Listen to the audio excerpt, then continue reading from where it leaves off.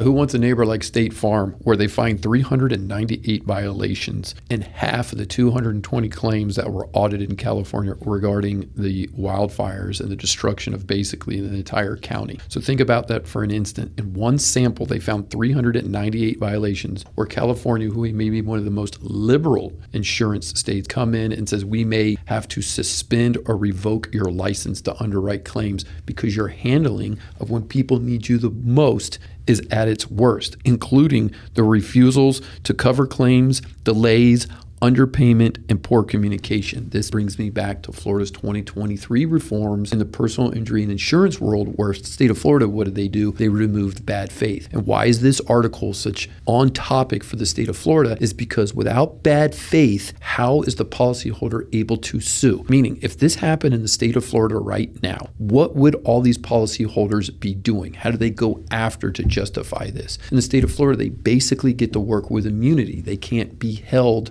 liable for the bad faith conduct that they once were. Meaning, before the 2023 amendment, if they had these type of significant violations, you could bring a separate lawsuit that says, hey, they are handling my claim in bad faith, which then you could render a real verdict. You had access to the court where the judge could hand down a real punishment. This kind of stuff raises that issue again of how bad that 2023 reform was with the state of Florida, where they gutted the policyholder, i.e. the citizens in the state of Florida's rights to go after insurance companies when they mishandle claims. You can only hope that somehow when they talk about citing and licensing for State Farm that they can go further, because the bottom line is, who cares if you can't get the money in the hands of the homeowners? They lost everything. The state of California going to keep the money? You're going to suspend their license? Big deal. Somebody lost their entire house because they've been living in a hotel. They want their house fixed. What I want to know is, what can they do to make this right?